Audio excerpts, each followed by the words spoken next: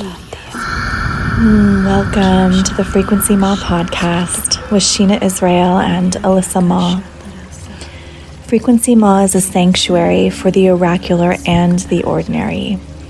We explore the interwoven paths of mothering, embodied business and prosperity, self-creation and relationship, spiritual technologies like channeling and frequency keeping. Expect earth and insights to catalyze your quantum leaps. For the multi-dimensional, multi-passionates, all of you is welcome here. Journey with us. Here we are. Welcome to the Frequency Ma podcast. Thank you. And today we are here welcoming Juliana Sabinson, who is a true multidimensional artist. She's a weaver of worlds, and she was born in what some might call a sickly body. Juliana carries deep memory of her own wholeness, which has shaped her life into one of mundane miracles and creative engagement. And through her unique body work, she helps her clients to release what no longer serves, and specifically through an orientation to the body as a biological computer, which creates an opening of space for connection with the higher realms. Her sessions offer a profound experience, a collaborative circuitry of touch that sparks new pathways of plasticity. And she describes herself as a persistent and feline creature, which I love, and we'll get into it, one who will dig in the mud for a decade to unearth the gold of a situation. And as a creatrix who has a long list of accomplishments, she's, unafraid to completely dissolve herself in her practice many times over, which is, something that I really admire, really connect to, and would love to get into as we move into this conversation. She really embodies symbiosis, blending her heart, and her body work and mothering into an integrated expression and a living practice. And currently, Juliana is building her outdoor home office in upstate New York. And later this year, I cannot wait, she'll be releasing her illuminated manuscript for The Feral, a project we cannot wait to hear more about. So welcome, Juliana. Thank you. I'm actually up here. I can preview some of the drawings at some point if you want to see, because this is my little art den. So yes, you've got some of your art behind you as well, right? Yeah, this is really old art up here, but they're all still talking to me. So, they get worked on again, over a decade. My practice is very long, very multi-dimensional, literally. Yes. I know it's maybe a word that I overuse, but I'm like, with Juliana, I mean, when I'm trying to describe your art, I'm like, her art is truly multidimensional, even within containing it to a single dimension. There's dimensions within dimensions, and you work with, as a visual artist, as a body worker, as a cosmic conduit. Like there's so much to how you move, and then the way that you connect all of that in with your journey of mothering is really profound. And I would love to welcome you into this conversation. I'd love to hear you kind of speak into, you talk about the body as a biological computer and the body as tech. And I think that's something that we sometimes hear in the kind of ascension community, but what does that mean to you? And how does that, allow us to shift our perspective on what healing is? Mm. Thank you for reading my words back to me that way too, by the way. That was really beautiful to hear it and receive it. I'm married and have children with an engineer, so I think being around that made me really see how what I was doing in body work was really a type of engineering, and codes and how that was working in the body. And also everything is coded information, and mothering kind of resensitized me into this deeper next level understanding my body as a tool for creation, before I knew that as an artist. But I think it wasn't until I was a mother where I could like actually jump back in as an artist in some ways. And it was like this real like dormancy for the first year of my like just everything, and then this like birth, with like converging with some losses. So it was, I think I keep talking about like mother work and death work being so connected, and like the woman like holding those two birth death cycles together, and like how much we're sort of taught to shut down those centers in our body, and like that has a whole repercussion in our life.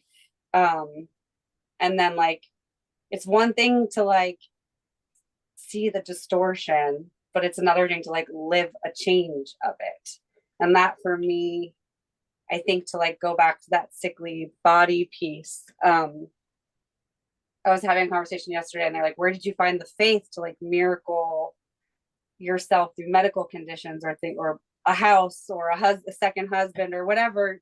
You are like, I made this little thing and then it came to me and I received it. Like, and it was, I never remember not having access to that tech, but I remember like basically being told I was going to die, having these surgeries, going down this like external resource of like doctors and parents, and like it really being like, oh, but it's up to me if I want to do this or not. And I chose to get sick a second time. I prayed to get sick because school was so hard. And then when I like had the second surgery, I was in the hospital and was like awake for the horrors of that in the body. I was like, okay, take it back.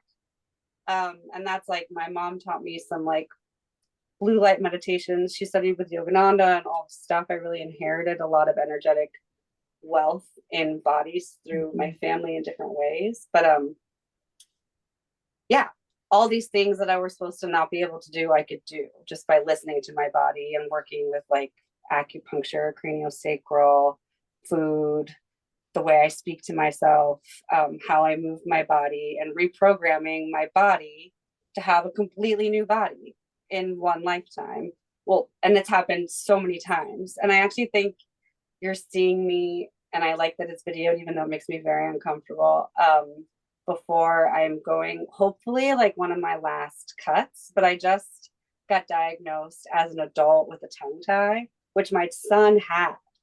And I'm gonna have to like go and get it released. And I'm so excited because it's this thing that bothers me a lot, but I didn't know really what it was. And I've had like super intense intuitions, like adjustments, working on my tongue in all different ways. But there's this piece of like needing to go back into the wound of the surgery, like one last time, to rewrite it into the dream, which is that like I have access to my full voice, my full nervous system reset. Like it's, the tongue is huge. So like now all I like get to work with is just sort of like not making it wrong that it's not adjusted yet, because I don't have, you know, and actually really working with the discomfort of recoding it slowly, because I'm going to have to do all this myo to like relearn how to use my face, which is like totally triggering from my childhood wounding, and still perfect as a body worker to like learn another skill to then midwife people in, which is, my whole life has been that way. So it's like, that's that digging in the mud kind of feline creature of like, sometimes you have to kill it to see what's inside and eat it and like, you know, regurgitate it out, and it's super gross. And I live with 4 cats, but it's like part of life. And the more you can live, I think the more you can recode the codes back to the living library of Gaia and get updates. So it's like not just a one-way thing, everything's biofeedback. But we get so stuck in the loops of our own like epigenetic wounding coming back into this life, and then not really realizing like the body computer is like holding a lot of that information. So you can go in and you can like therapize yourself in your mind, or you can like only do body work, but it really takes this like holy trinity of like mind, body, spirit all kind of at the same time, where your life is like part of the conversation and it's not isolated to like a session or a retreat weekend or a modality or anything like that, because like it's us. Like there's no name for it really, you know. It's all essentially arbitrary, which Sabinson is completely made up name at the boat. It was some like Russian Jew name that they couldn't say, and so they just said Sabinson. And so that's my name. But I've kept it because I liked the nonsense of it. So through 2 marriages, I haven't taken somebody else's name, because there was just something about the harmonic of it was right, even though Yes. it had, and it actually felt like it was probably cleaning me of a lineage that I didn't need to be connected to anymore by not knowing the name. I'm so glad you hit on the name because, you know, we talked about, I think before you pressed record, Yeah.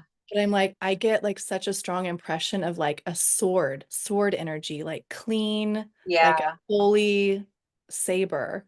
And It I'm does like, have that type of, and I do have a little bit of that like cool quip, maybe too much truth sometimes, sword that I have to like use responsibly. Which is why I think I have had my tongue held back to like kind of learn yeah, a little bit how to use the sword responsibly. Because the tongue is very much that of the human, you know, that snake sword. uh, I love how it's you're relating to that. it's I found a really amazing natural dentist in Connecticut, and I'm really seeing it as ceremony. I had a really brutal jaw surgery at 16. Um, yeah, I think just really realizing at this point, I just turned 41, like going back and being like the times I chose to go to sleep to just sort of like fawn and like be like everybody else for a little bit, like I would just be brutalized and like spit back out into kind of my own protective layer. And like the art kind of was like a space that would be like I could do the body work like collectively and isolated or in solitude at the same time, you know.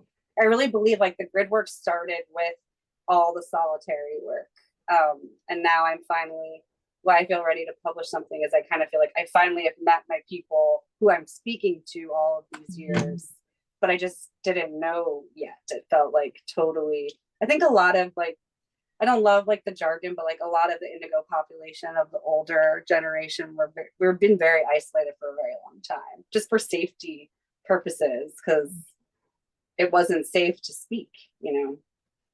But I feel it. I do like even with the eclipse. I'm like I I feel like I'm ready to let it rip. Like I don't feel held back anymore. I don't care so much anymore. So that's exciting and scary. Yeah. But kids will do that to you. Like my kids are fearless, and I'm kind of like, yeah, you know, like be you. So I have to take my own medicine. Yeah. Everything that you're speaking of right now, I mean, first of all, I'm so happy to get to know you through this conversation because we haven't met prior. So Yeah. we already spoke a little bit about like multidimensionality, and my experience so far in this conversation is like it is absolutely so multidimensional. Everything that Mm, you're sharing and the way that you share it and can kind of circle back, relate to, and weave all at the same time. And yeah. I want to just speak to the beauty of when right now, I don't know when this will be published, but right now we're speaking just before the equinox and Mm, it's spring in where I'm living. And yeah. you're talking about rebirthing a whole new body, and you're Yeah. talking about isolation. And Yeah. the image that I'm receiving with this is um, kind of this sense of like, we've been in deep calibration Mm, as a collective as well as the planet, which is transmitting its own frequency always, right? So what is it that we're birthing into the new world, into this frequency that is coming through spring or whatever transition we're in, that is feeling safer to express more authentically in the world. Yeah. And I think that's everything. It's like every creature, everything that is on this planet right now, including us, and we're talking about it. Yeah. Talking I about love that. finding your people and feeling less isolated in that, and also going inward at times to do your birthing magic. Well, it's interesting. Like, I've been thinking a lot about like desire. Like, desire is the prayer that calls to you what you need in some ways. And so many of us get taught our desire is wrong, but like the desire of the flower to break ground, to see the sun, like it is some of our most basic nature, like as a biological tech, I think, is that like solar nature to like desire something and then get it, like, and not be scared of the desire. And that's been a really big rewrite for me, especially with like mothering and like the who I was when I first started having souls come in me and who I am now, and like the that deep trust of like the feedback you're getting is the feedback you need at this moment. Like you're part of the feedback. You are meant to witness it. Like it's divine perfection in the most human moment. And like it's the true gold of a situation. It's true wealth. Like everything is trying to distract us from just that simple delight of I desire a flower in springtime, and then holy shit, look at all these flowers. Like it's such an exciting time because I feel like I'm weaving this in this really big cosmic way for me, where I'm having like a spring, and I don't know if I've ever really allowed myself to like want this much and give out into the world this much. But it feels really necessary because I feel the desire for me. So it's like I can't be stingy about it really anymore. And that feels really like the perfect sweet spot, you know, like the illuminated manuscript. My friend asked me to make like the drawings I've been making in my sketchbook for her to sell. And I was like, yes. But then I was like, they really want to be in a book. They're meant to be in a book. Like they're meant to be these meditative things that you touch, not like something on a wall, you know? So I just was like, okay, I'll just make a little mini book. And they just started to pour out of me. Like I've been just needed to give myself permission to do this. And like the clarity of her desire allowing me to then like do the thing, I think is so much like how we create the future, like, and the bridge to the future of where we are now to where we're going. And like not letting that desire be capped by like literalism, you know, like it's not going to look or feel anything like you want. And there's a mourning in that. But when you're not scared of death, then you're not scared of birth. And so you can kind of like stay in the ocean of the current, in a way where you're like, I'm safe, you know, I'm anchored and I'm safe. But that again, like this is why the tongue thing is so important to me. It's like I can know that till my face turns blue, but if I can't get my body to experience that, I'm not getting the full code, you know? Mm-hmm. Which is why I started working with the body. And like it's not like just the body, but it has to engage the body, like just a little, you know? Some people, the voice and the harmonic, I'm realizing you can really get far through a vibrational force, or like force fields. It doesn't have to be seen, but it has to touch, if that makes sense. Mm-hmm. Yeah. And that's, I think, the difference between isolation and solitude is like that solitude, you're like in the hibernation of needing that privacy, but you're not like forced away from each other, you know, through like fear and paranoia, which I think we all have deep memories of and experiences that are purging, you know, it's all good, but ouch. Yeah. I like that you speak to the difference just in using your language here about not controlling the manifested form of that desire with the linear mind versus like damning the ego and having another conversation around that. Because Yeah. when we're talking about understanding what it is to just be and not have just everything else around us informing, and just kind of like be with that, with what you said about if you're not afraid of death, you're not afraid of birth, and can you be in this now moment with what is emerging, and it is going to be new. And when you don't control it, like, well, that's where that miracle happens, right? Totally. And I think that's the difference between magical and miracle, not to interrupt you, but I think like these little subtle distinctions are like the portals for the alignment to really happen, where you start to understand how to hold the space for a miracle to happen. And that's just, it's such a freeing concept, and this is something I've been playing with as well. But I just really love the languaging that you put around it, but just really not controlling the manifested form of that desire. It brings us, I feel for myself anyway, it's constantly bringing me back to refining the essence of what that desire is and understanding its pure form. That way I'm always connecting to the evolution of its frequency. And I feel like that is a state of being that is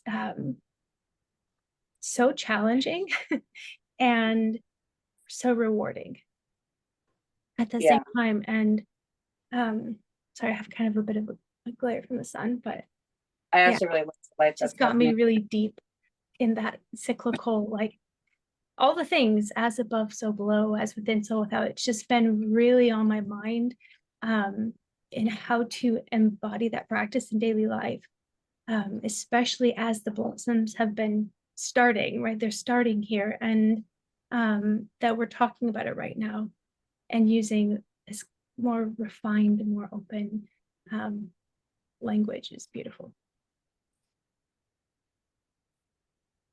I feel like as an artist, that's like my biggest, I do a lot of like the sword ego annihilation in art so that I'm safe with people on the table. Like it was many years before I felt like equipped to do that. But like you have to get so comfortable with your self-hate and just purging it, just like getting it out of the way. Like it's just like it's programmed there, it's old. But like having this idea and then your inner child like having a temper tantrum because what you made is not what you had an idea. And I see it all the time with my kids.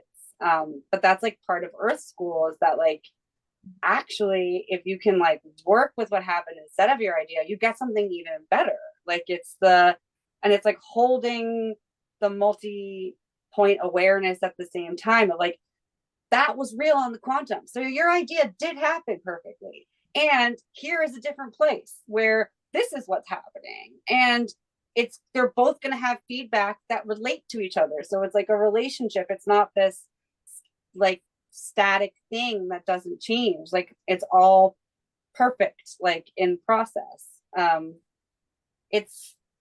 That's where I derive joy. Like that's where I went from like misery, like slavery art relationship where it's like I have to make art to be a good person, which I was like, I'm not going to do it. I love art too much to do that. So I usually stop making art when I'm in that relationship and just I end up making art in some other way. And this is how it starts becoming this like multi-dimensional literal process. And then I'm like digging back into old art from my high school and working on it again. And like, this is like a way of like weaving in like consciousness for myself, like, but really physically, because because there's something about doing it with your hand and seeing yourself do it on this imagery that has a neuron like experience for yourself.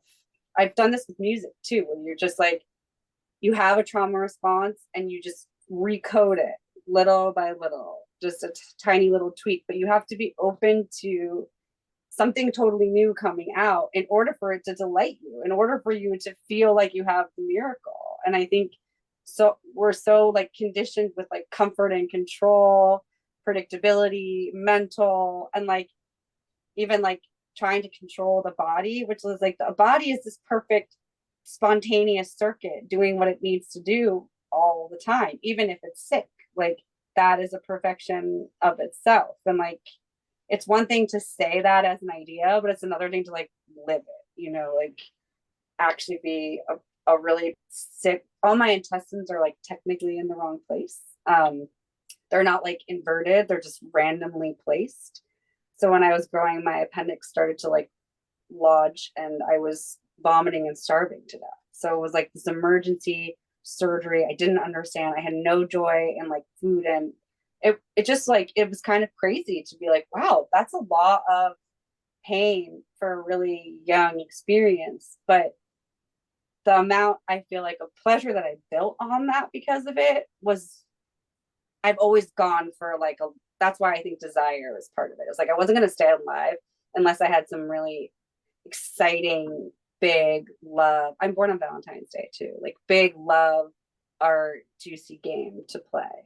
But it's kind of like, it's intense, you know, like it's, I'm, I'm glad that I've learned that I'm not for everybody. And I'm not like trying to be for everybody, you know.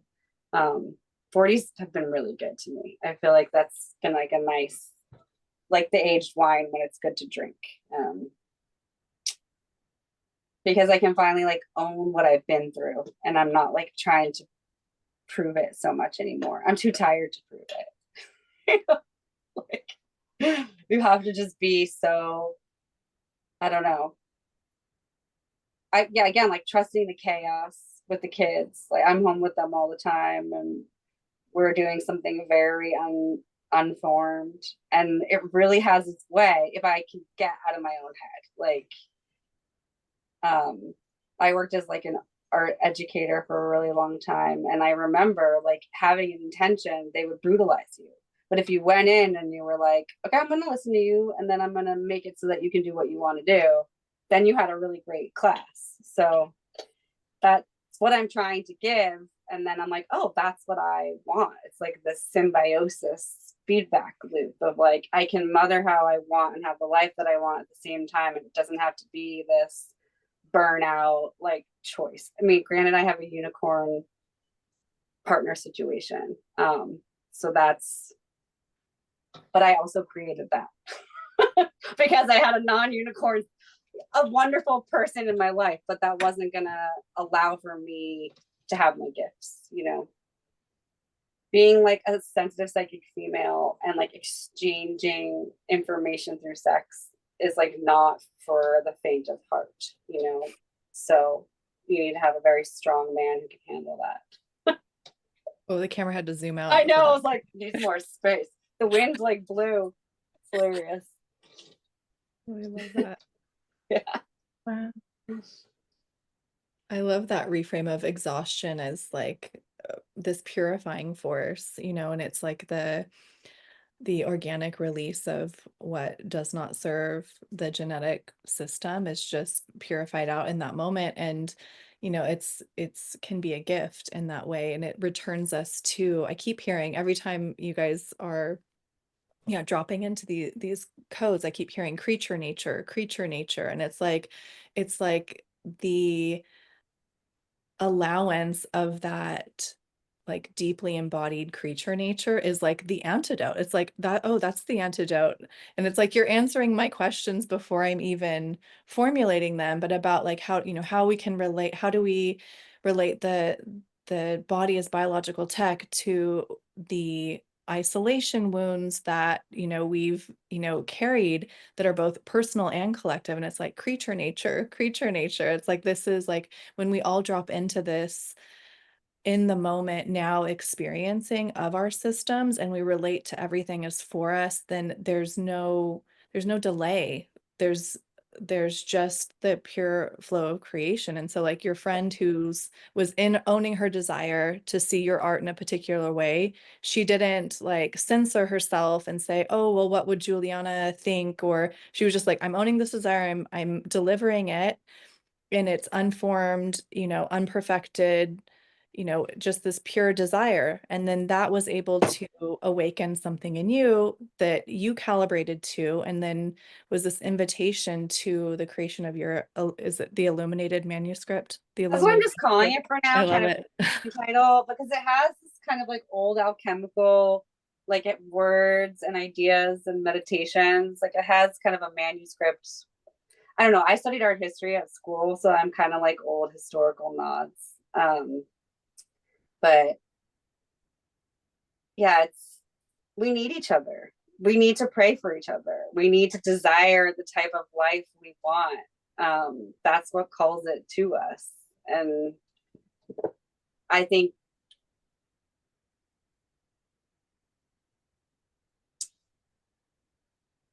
the wind is going crazy right now. But it's that. It's like trusting that we are the weather, and that our nature, our creature nature, is to be connected, is to be part of each other, is to be embodied, is to be sexual, is to be like touched and calm and oxytocin and surrounded by beauty, eating like really good food, drinking really good water. Very simple. Like just we are part of nature. And that we have been just traumatized. We don't need to know how long. It doesn't even matter. Like what we need to learn how is how we release that trauma in a way that's not too fast. I think that my lessons in life have been like, I'm sometimes a little bit too like take it all off all at once. And that's why the learning to be slow has been really good, because I don't ask for things to be released without being gracefully and easily anymore. Because if I asked for things to be released, they would be released, and it would be very violent, and really traumatizing, and take me years of like kind of freezing, slightly dissociated to just function in that. But I mean, it's all perfect. Like I have the awareness of those moments now, but I know better than to like do that to myself again. And I hope that like I take those hits for my kid and like set them up in ways where like they don't necessarily have to do that. Like we don't have to wound ourselves to get our needs met. Like we can actually just say I have a need and then have it met. But I think I had a really deep distortion of like I can heal myself if I'm sick, Yeah. Which if you think it, then it will be it. So my life has been working that. Like it's the perfect mirror. Which is so humbling to live, like knowing that and still having your human frustration, hatred, anger, burnout. Like that's the thing that gets where the trap really happens, is you start to get aware of your trauma, and then you just start like basically trying to reparent yourself from your traumatized parents within. And it's just like instead of healing, it just gets like really bad. I think, and that's like part of the process of like it gets bad before it gets better. It's like the sickness has to like articulate it's the pimple has to like bring it out to then release it. But yeah, the seeking of spirituality, never seek spirituality. You don't need to seek spirituality. Like it's all these things that I've learned now. I don't do magic. Like I am magic. Like I don't have to try to do anything. I'm just doing it. When I try and do something, that's when there's the backlash of a time lag and a shadow thing. And now it's like, oh, the shadow is welcome. Like that's part of who I am. But it takes so much time to like learn how to use the tech. Like it really is we're taught that you can fake your way through it, and that's actually the opposite of what I think people really want. Like, even I did this face fascia massage after my daughter was born, Anastasia's like face massage school for a little bit. And this was like the beginning of me starting to be like, oh, I have a tongue tie, because she talks a lot about that. But it's all about like relaxing the mask off your face. It's like really, and like I was like, oh my God, like I'm de-aging the more I actually can handle how beautiful I am, and that it's been a choice in some way of like, don't look at me. I don't want, like, really accepting that I needed to kind of have some witch hag like energy to like get some privacy, and that like you can update these things with your desire. Anything is possible, but you want to respect your like creature nature of like the idea of how beautiful you are is not going to be how beautiful you are. It's not the Disney fantasy. It's like so much more nuanced and energetic than anything you could think of, because it's happening in the multidimensional space. It's not just in one element, you know. I often am like, I don't know where I got, like, you don't, asking how or why you became you is not really a useful question, but like I think it's kind of like, again, a creature question that's really normal to ask from a child self of like, why am I different? Like, why have I always been creaturely in my movements?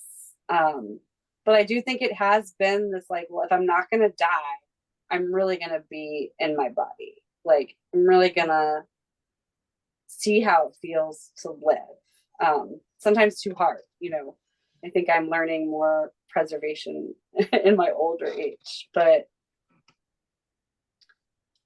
yeah, it's accepting that you're on Earth and that there's a lot of pain here and a lot of distortion. There's like a relaxing into it, I think, that can happen, opposed to just, I think people get trapped in war. And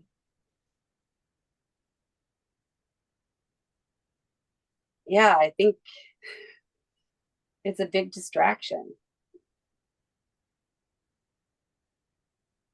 Like the real revolution is in the love.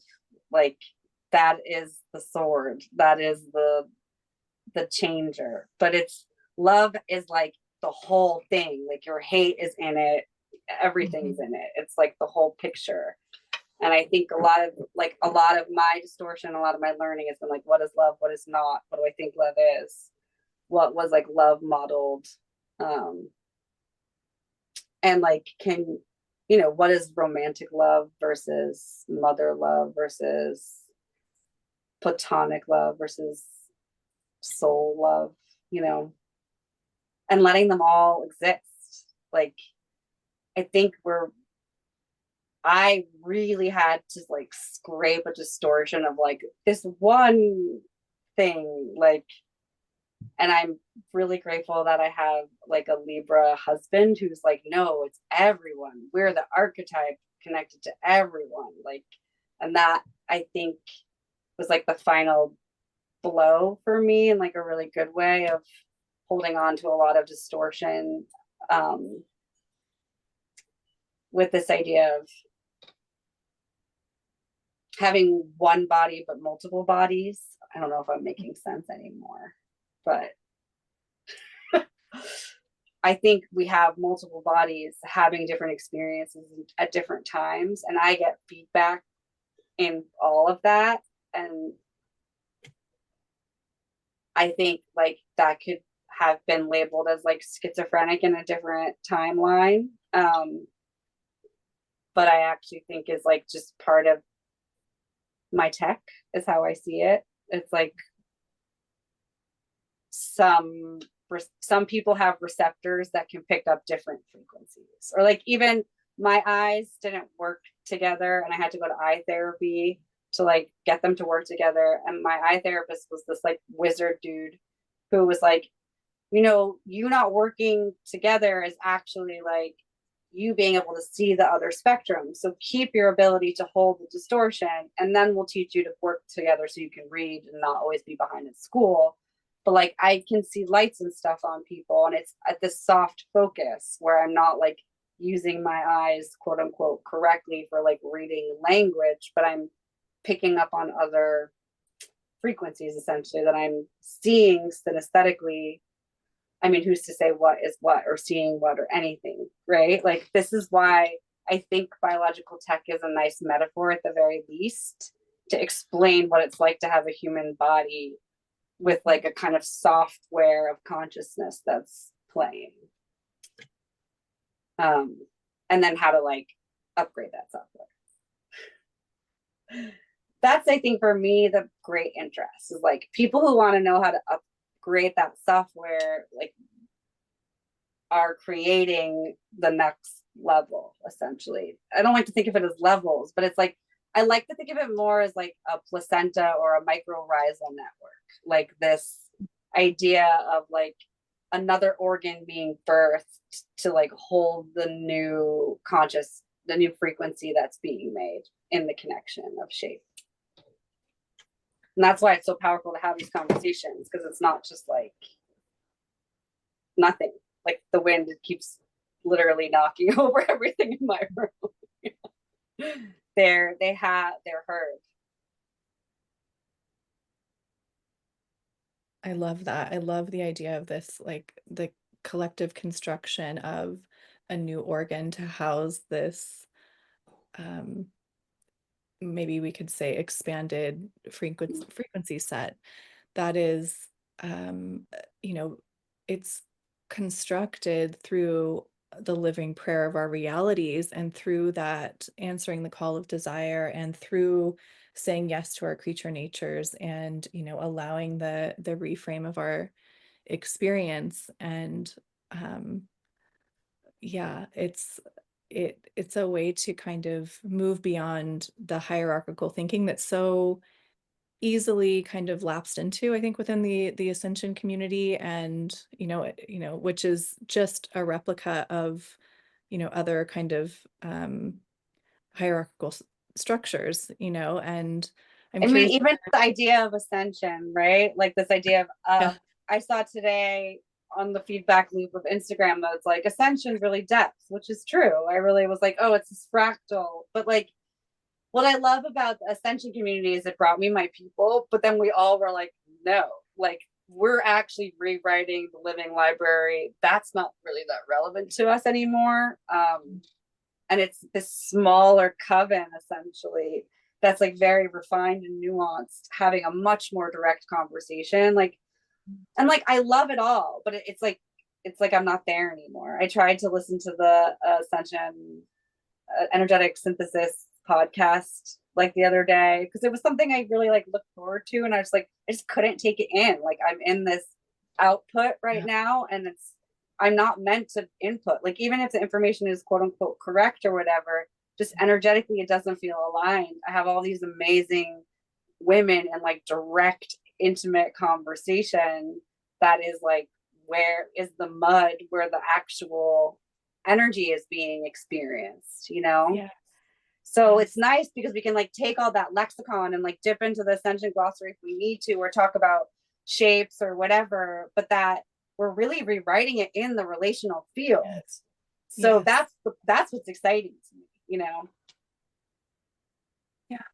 And um that's what's the kind of the matter that is the like lining of that organ. It's like we can't create that, second placenta without that embodied gnosis and like dipping in. And I think there's so much like um and maybe I don't even want to say there's so much, but there seems to be a tendency to um when we are like off center, to be unable to distinguish when we need input and that is from an external source like the ascension glossary, and when that input is already like that circuitry is internal and complete, and when to tune in there.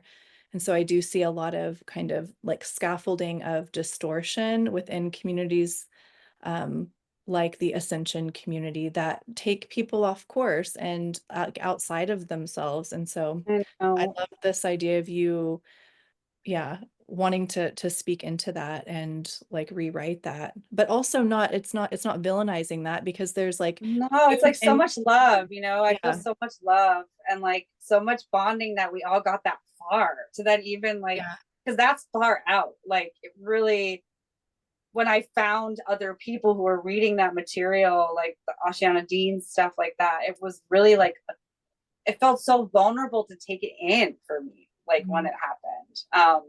But then like once the connections were made, it was like just light years of change. Like the material wasn't what we were discussing.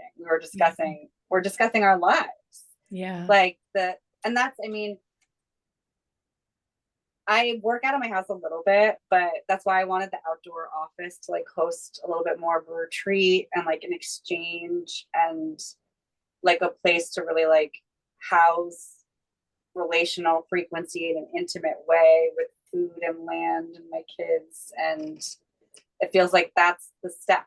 Like, mhm, um, I have like a vision for sort of like a global homesteading like mycorrhizal exchange network where there's like several places of land where we have like homes and animals and ability to be with kids and that we kind of exchange and like educate in groups.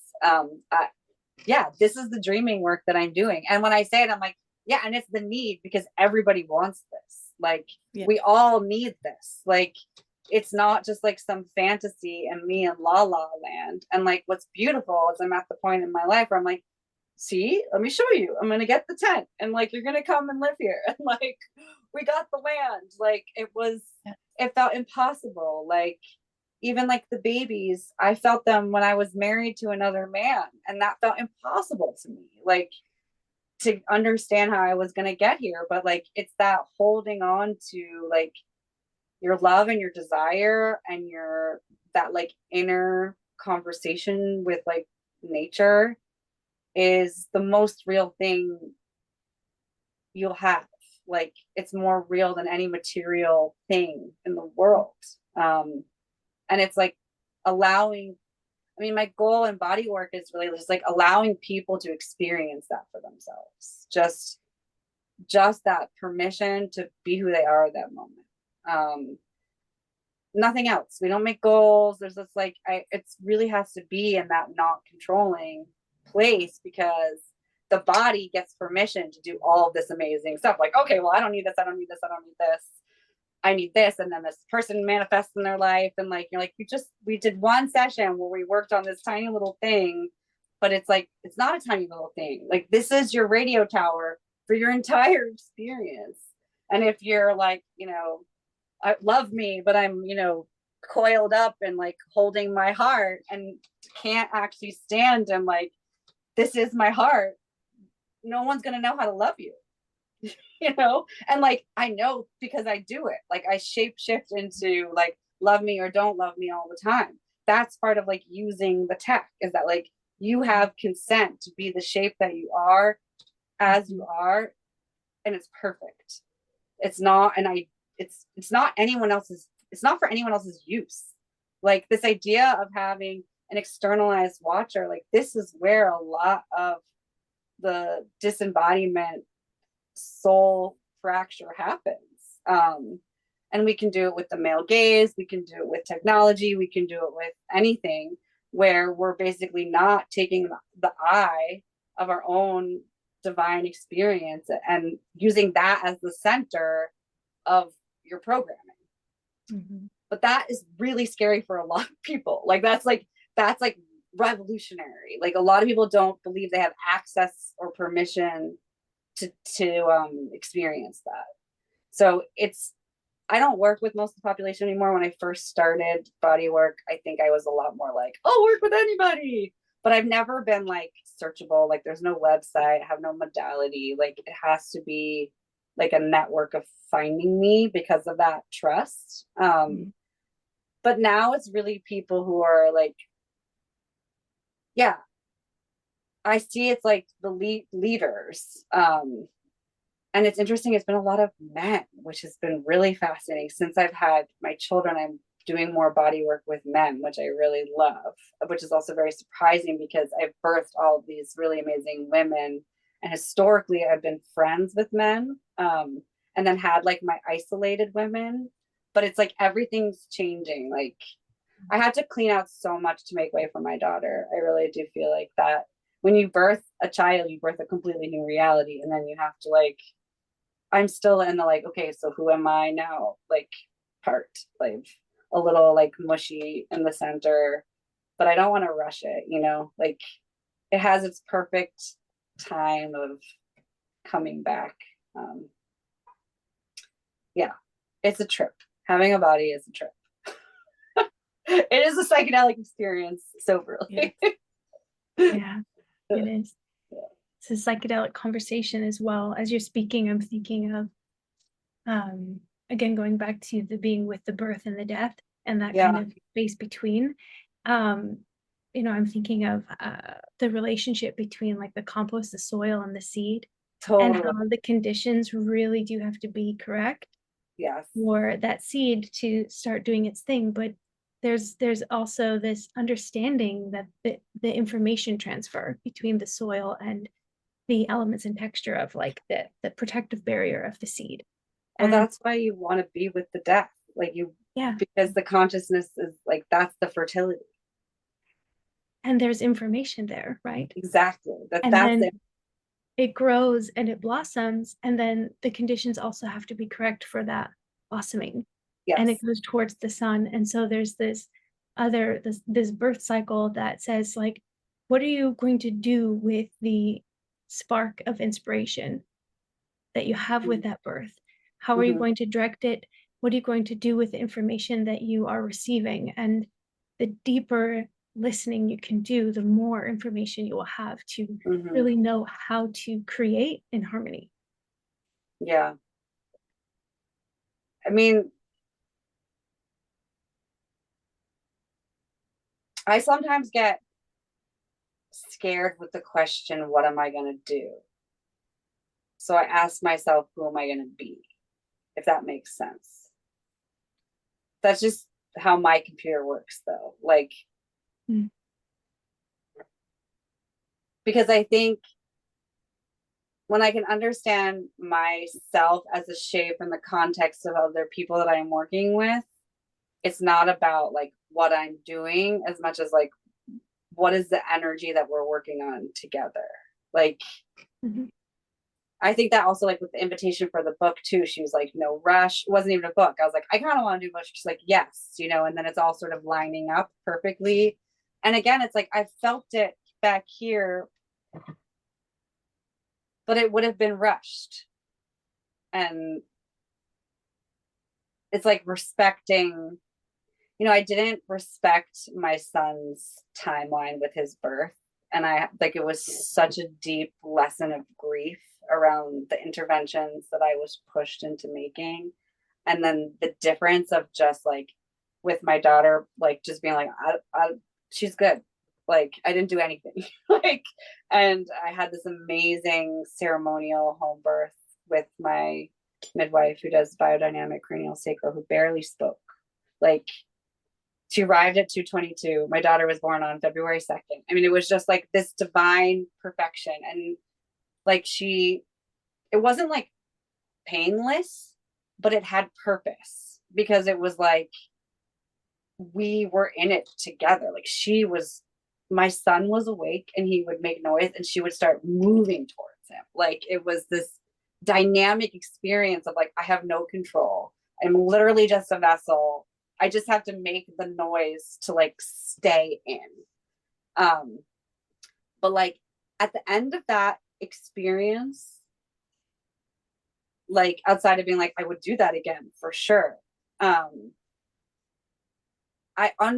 My body like got the full download of what I needed to really trust myself, to not control, and just like allow for that birth to happen.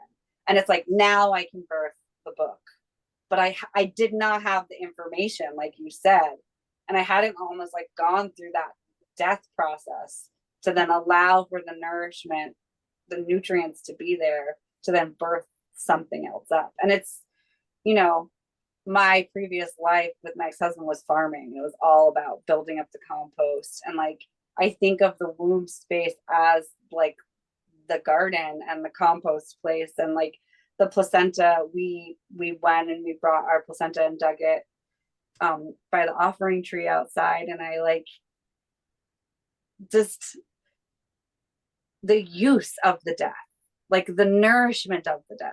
Like even with like, I try and have that with everything, like to eat, this is my body, like this is purpose. Like we're not here not to die. Like I mean, isn't there that Atlantean saying like, welcome to Earth, the road to death or whatever? Like we're here to die. But if you can learn how to die before you die, then you can really live.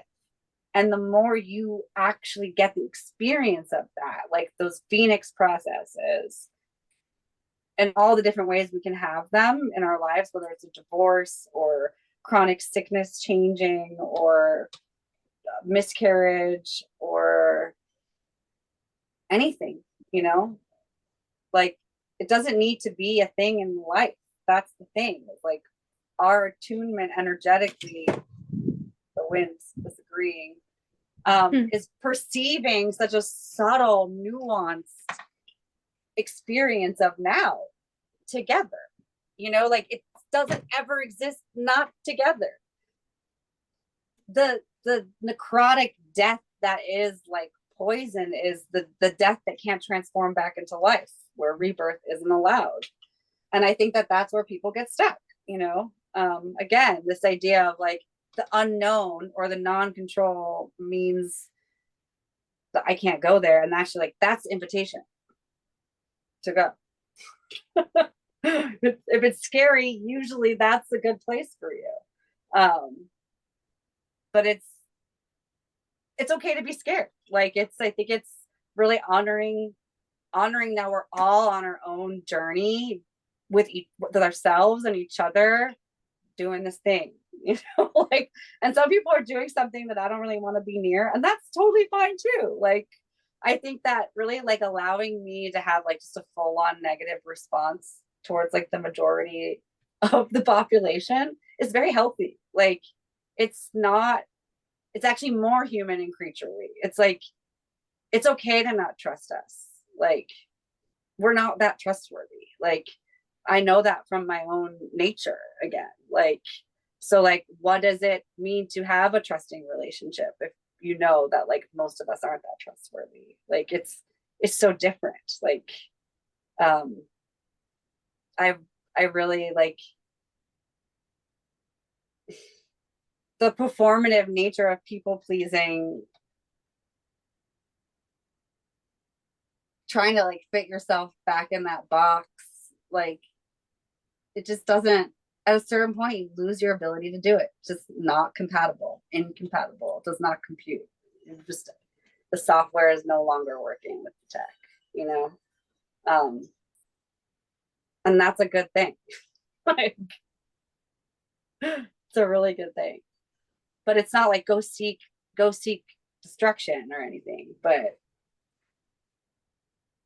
your struggle has deep intelligence in it that is like part of the illumination of your soul. And then I'm so excited to like see what's going to happen on this planet, because it really feels like the nodes are alive and we're all kind of standing around, like holding hands, like waiting, being like, I'm listening, I'm just waiting, you know. It really does feel like this collective like shift of the swirl, like finally starting to go in the other direction. And like there's the chaos of the two things happening at once, but it's like I'm in the correct stream. Like, I know I'm in the right galaxy. Like, I have the spin happening correctly as my camera goes crazy. But yeah, that feels really good. Like, to be like I'm in the currency, and I see people around me, and we're magnetizing that. Mhm. There's a lot, like, I'm so glad that I don't know what it's going to look like, because it's going to be 10 times better than I could even understand. But like that's the thing, is like, what is your work? What is your purpose? Trusting what that is, and then staying open to finding your like connectors so that you can have support, you know? I think like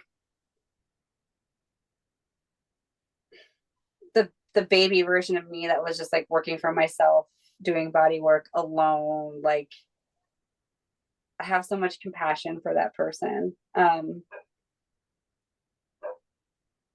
But I really feel like the work won't stick unless we have the life to feed back into us to then show it to other people. Like, because it's not a hypothetical. You can't just like code somebody with their dream life without actually living your dream life. Like you won't be able to hold that as a possibility for them. And I think like that was like a long lesson of me like learning from people who knew the right words, but the energy was all off. Mhm. And I think that was a lot of like my first marriage, and like trying to find modalities to like fit me, and just it being true.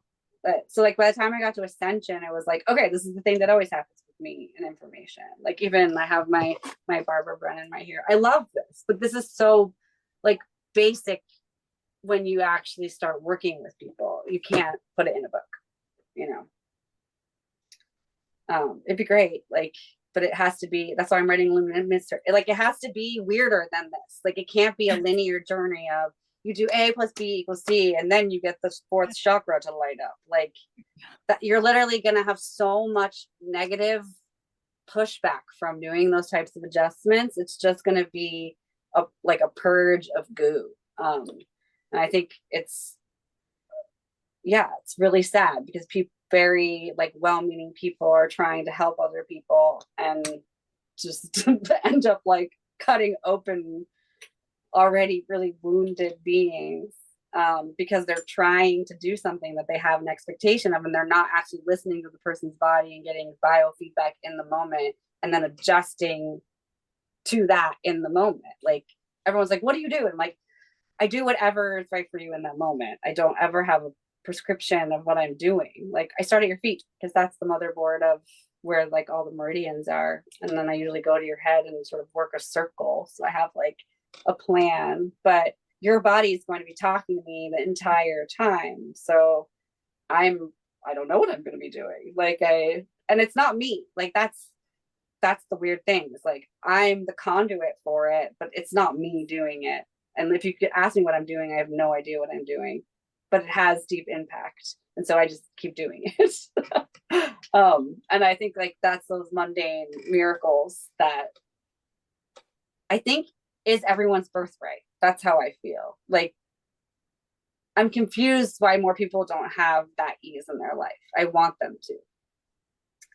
I think that humans are meant to like be connected in intimacy, you know, and it'd be safe to like dance in front of each other and cry in front of each other. And like the fact that it's not is like so sad, you know. But I mean, it's why I love body work, because it's like that's why I could hustle it, because it was just the type of intimacy I was craving. I kind of designed it like what would be like what was my favorite sleepover with my girlfriends, where you're like kind of doing massage, also doing a little bit of astrology, and you're like talking and making all these connections and like weaving it in the body, and you cried and laughed and state shifted by the end of it, you know. And like that's kind of what my body work sessions are like. We do a lot of different experiences, and I love it. I love it so much because it's so much fun. You know, it's really getting to know people in the best version of themselves, but it's so raw, it's so intimate, and like it's so trusting. People trust me so much. Like I have to be so trustworthy to offer this work. And that's why if I'm in a big distortion, like when I've gone through like big breakups or when I had like miscarriages that really rocked me, I stopped touching people because I just really needed to like be touched, really. And I think that that's like a huge lesson around like, if I'm using my body as like a circuit conductor to plug into other people, I need to make sure that I'm getting correct charge or I will burn my whole body out, which I've edged on a couple times. But I know, again, mothering teaches me to be like a lot more conservative in my energy. So I would never do any of the things that I used to do. But yeah, it's like, I think that's why the metals you eat and the conductivity, like you can get real dorky about it.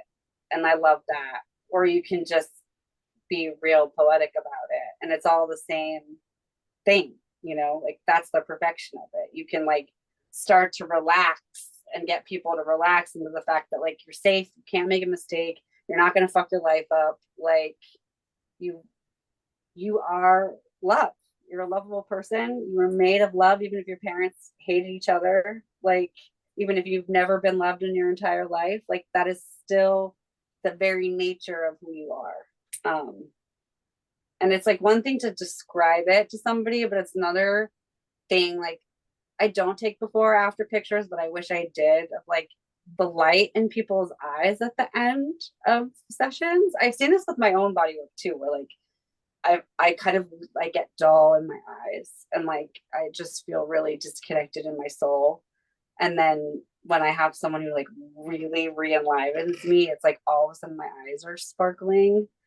Yeah, and just like the most like contorted bodies can like unfurl into these flowers. Like every single person is a divine biological computer that is phenomenally excreting something that someone else really needs, you know, like the purpose isn't like I'm gonna go make $1 million or whatever. The purpose is you being you, you know, and like getting all the other stuff out of the way, you know, which is hard, you know, easier said than done.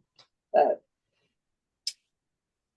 I don't know if I'm making fluid sense at all, but Absolutely. It's amazing medicine. And I love that you're, you know, when you hold this orientation to infinity and to the wholeness of love, the reality of love, then the kind of slow, patient allowance of the unfoldment of your divine plan, you know, and the like all of the ways that I love that you're emphasizing the kind of, yeah, the incremental nature of healing and of release and like like allowing the process to be a process and not an yeah, act, like an act of release. It's like the, you know, the when you hold that orientation, like then you can surrender to the allowance of what is. And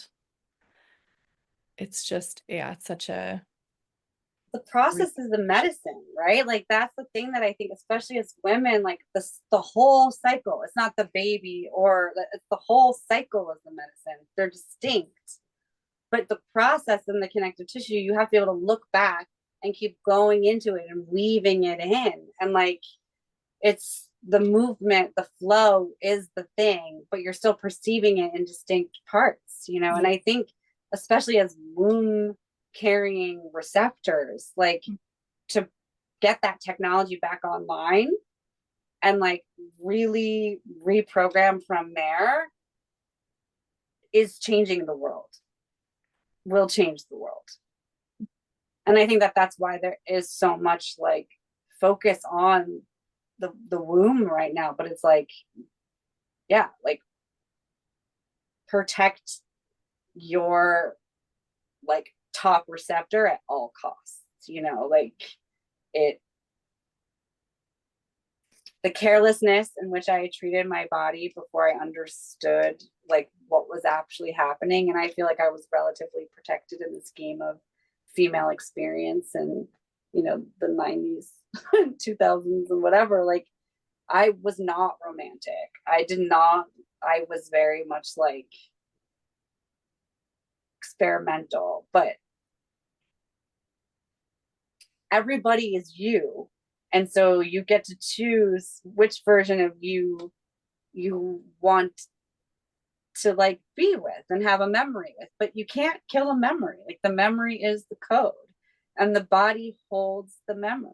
And so I feel really grateful that I've had like, you know, loving experiences, but there have also been a lot of where people hated me, and I had experiences of like reprogramming that misogyny back into my body and having to like really release it.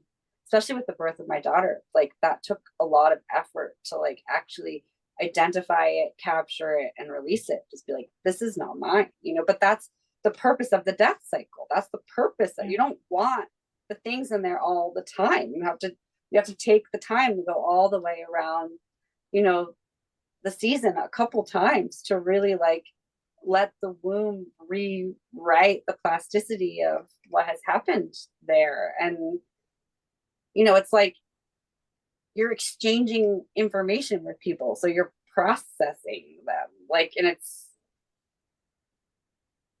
yeah, there's no such thing as like even casual touch. I think like that's why I can't just like go get a casual massage, because I'm like feeling and getting biofeedback of the other person, and like the other person's depth of awareness will be immediately felt in me.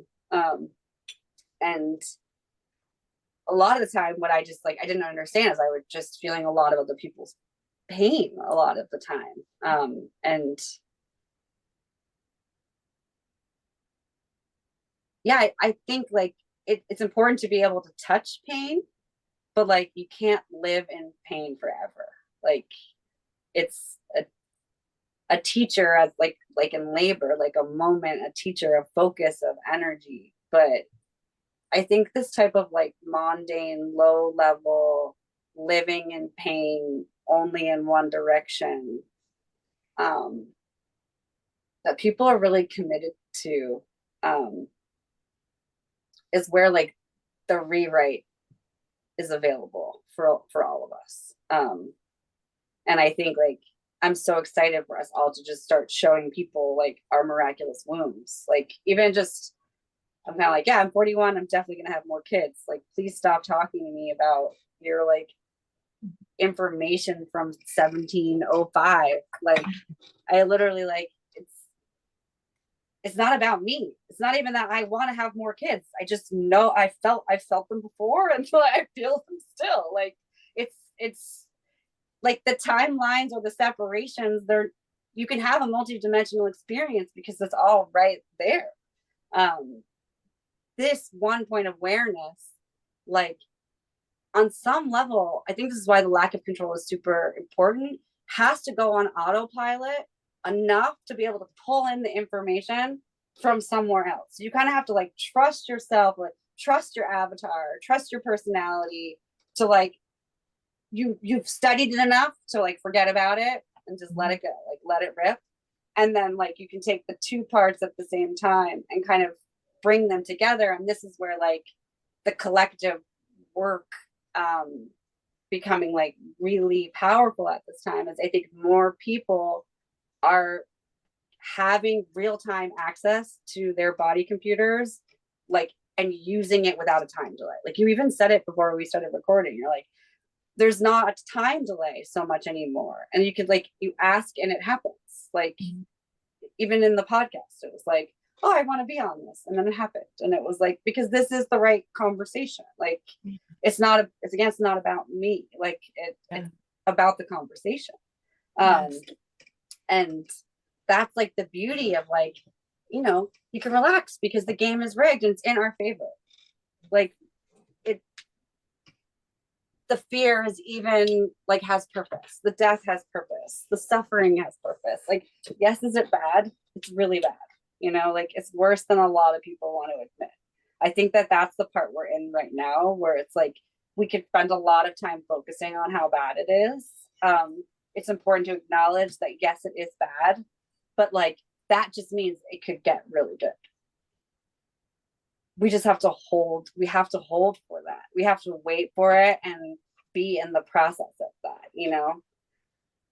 And that's this like amazing, I feel like it's a keyhole that we're all jumping through right now. It's like, it's open. Yeah. The portal is open. Yeah. I like seeing it as like a lot of information in the compost and a lot of witnessing. So much. Yeah. And so the birth of what we make new with all of that energy is unbelievable. It's going to be a big, beautiful garden. Mm-hmm. Yeah.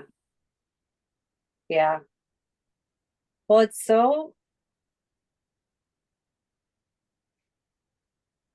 yeah, it's so beautiful to have made it this far, you know, because this is an arc in the journey where it did not always feel like this. And even very recently, it did not feel like this, you know? Yeah. But I feel like I want to extend it out as to many people as possible, because